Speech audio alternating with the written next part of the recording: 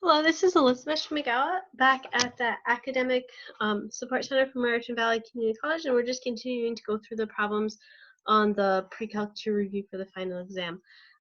This question number 23 was x squared divided by 4 minus y minus 1 squared divided by 9 is equal to 1. And the first question was, is this ellipse, parabola, or a hyperbola? And this, whenever we have a minus here, this is going to be a hyperbola. Okay, so we have x squared and we have a y component squared and we have a minus in between, so this is going to be a hyperbola. If you're I'm going to do this problem two ways. There's equations and formulas, and if you're an equation and formula person, that's absolutely great, and we can go through it that way. And then I'm going to do it graphically. Okay, so if we have, this is our standard format for our hyperbola. This is a hyperbola that opens and has a horizontal axis with our x component in front. We have x minus h squared divided by a squared minus y minus k squared divided by b squared. So if you're a formula person, I strongly recommend that you just like identify what the components in our equation here are. So x minus h, we want to know what h is. Well, we don't have anything here, so that means that h is equal to 0. Oops. H is equal to 0. Y minus k, we have y minus 1, so k is equal to 1. Our a squared is under our x value, so a squared is 4 squared, so a is the square root of 4, which is 2. And b squared is under our y value, so that's b squared is 9, so b is the square root of 9, b is equal to 3. Okay? So our center is just, our center is hk. So our center is going to be, we said h is 0, so we're going to have a center as 0, 0, 1. Our vertex is, we're going to add our a value to our h value and subtract our a value from our h value. So our h value is 0. So we're going to add and subtract our a, which was 2. So our vertexes are going to be at 2, 1, and negative 2, 1. Okay?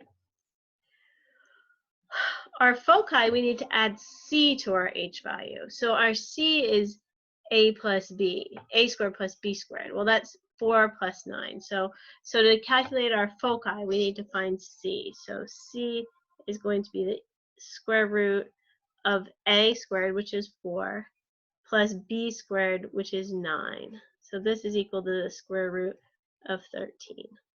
So our foci is going to be negative square root of 13, comma 1, because we started at 0, and positive square root of 13, comma 1. Okay. Square root of 13 is approximately 3.6. So when we're graphing it, we can take that into account. And finally, our asymptotes. Our asymptotes, I didn't write that equation up here, but our asymptotes are,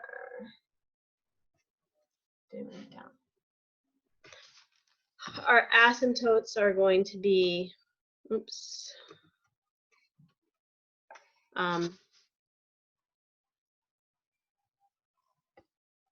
equation for our asymptotes is y is equal to b, y minus k is equal to plus or minus b over a times x minus h. Okay.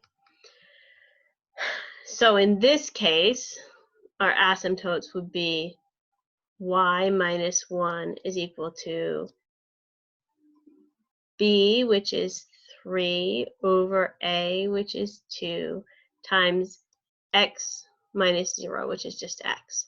And we can simplify it. This is going to be plus or minus. So we're going to have two lines. This will be y is equal to 3/2 x plus 1. I just added 1 to both sides, or y is equal to negative 3/2 x plus 1. Okay, that's the formula way to do it.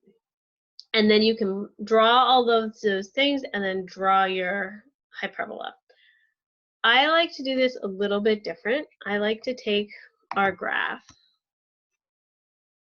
and we have, I always remember my center. So in this case, my center is at 1 or 0, 1, right? So we 0, 1. So that part of the formula I do kind of remember.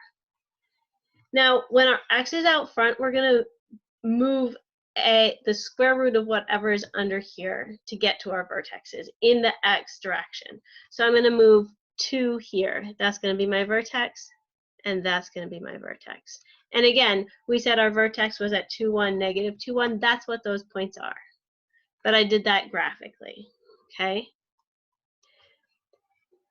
We're going to draw a box that goes up 3 from these points. So we're going to draw a box here. It goes up 3, and down 3.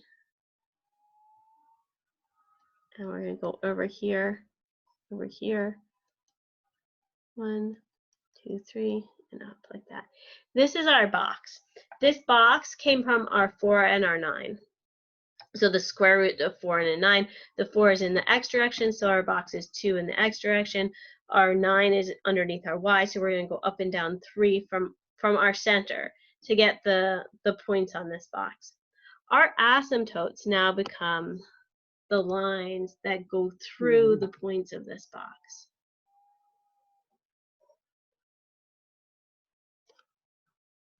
So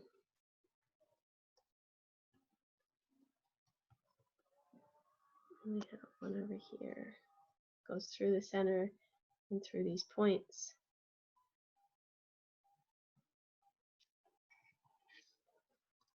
These are going to be our asymptotes. And if we look at this, the intercept of these points is 1, and we're going up 1, 2, 3 over 2, so our slope is 3/2. This line here is y is equal to 3/2 x plus 1, and likewise this line here, this is our y, is equal to, we're going down 3 over 2, so negative 3/2 x plus 1 is our intercept. Okay, and now we can draw, well, we do have to calculate our foci, and we would do that the same way either way, and we can label those on here, 1, 2, 3. This is going to, let's put our foci in green. This is going to be our foci, and 1, 2, 3.5, that's going to be our foci. And now we just draw a parabola. We're going to use these asymptotes to draw our parabola, our vertices and our asymptotes are our guide for drawing that hyperbola, sorry. Okay, so we find our center. It's whatever, let me zoom this in. We found our center, which was at HK, so whatever x is subtracting, which was 0, and y is subtracting is 1, so our center is 0, 1. Our vertices, we're going to move A along our x-axis from our center to our vertices. So we're moving 2 in the negative direction, 2 in the positive direction. That gets us to our vertices. And our asymptotes are just our b over a. The slope is plus or minus b over a, and then this essentially is our slope, our point slope equation for a line. And if we're doing it graphically, we're drawing this box. We're going to our x's, or we're going a in our x direction from our center, b in our y direction from our center, to get this box. If you are a formula person, you need to, there's different formulas for our vertices and our foci, if we have y squared out here.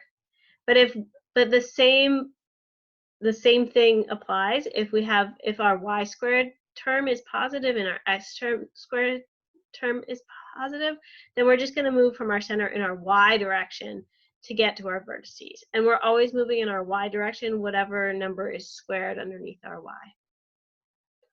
Okay? So if you have questions on this, I know this is from the beginning of the semester, and it's, for me, it was some of the harder stuff. So if you have questions on this, please do not hesitate to reach out. We're here to help.